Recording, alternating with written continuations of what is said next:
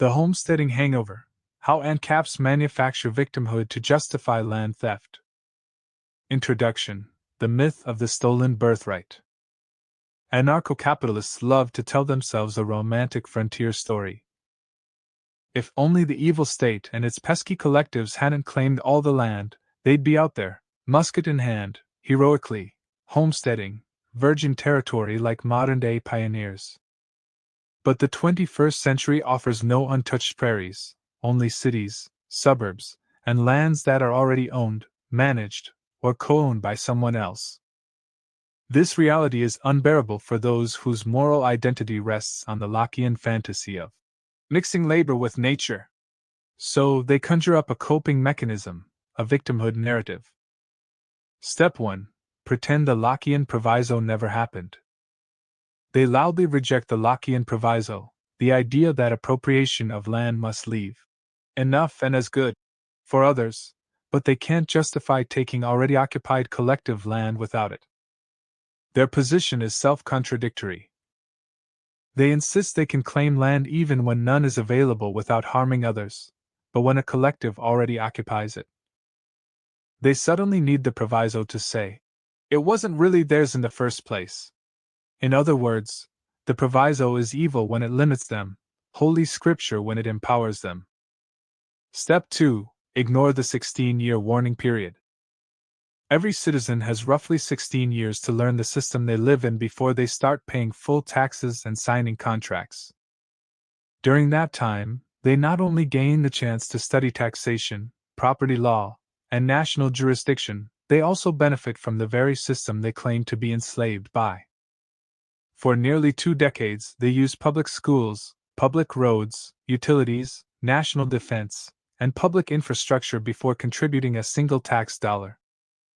They enjoy all the protections and conveniences of collective investment long before they pay for any of it. Step 3. Pretend there's no lawful escape.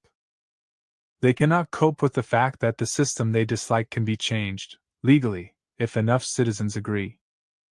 If everyone in their state agreed with them, they could vote to dissolve the system entirely. With the consensus of the rest of the nation, they could even secede peacefully. This is not hypothetical. Argentina just elected Javier Milei on a libertarian platform. AnCaps could win the same way, by persuading the general public. But here's the problem: they can't handle the fact that the public doesn't agree with them.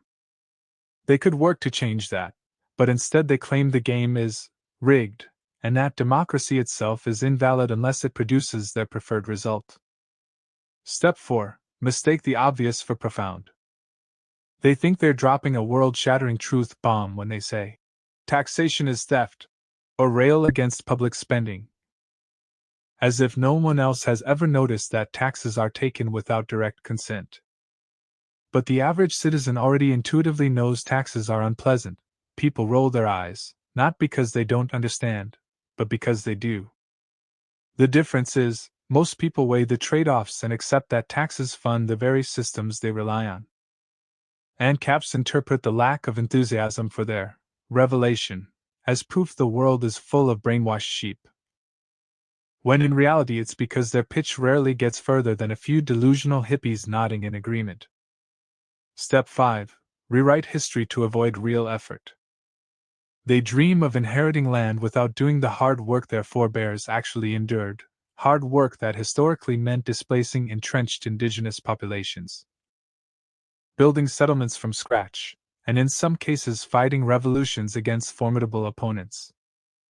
Instead, they cry about their lack of birthright, while hoping the nation simply hands them land.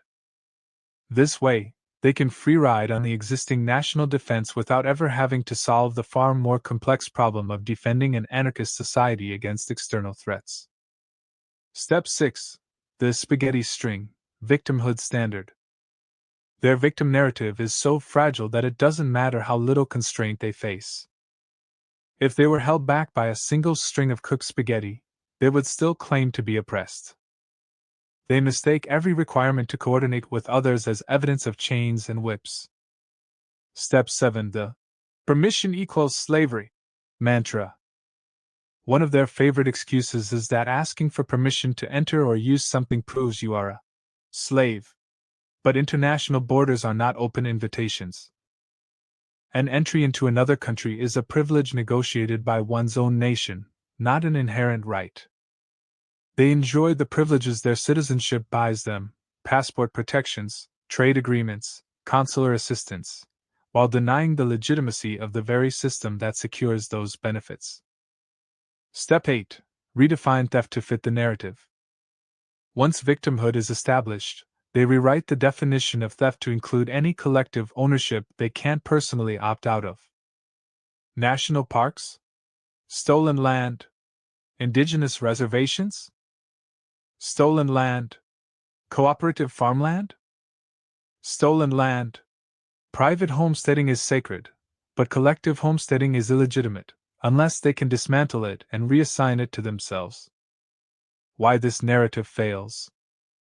From an evolutionary capitalism perspective, this isn't just hypocrisy, it's evolutionarily unstable. It rejects productivity as the foundation of ownership.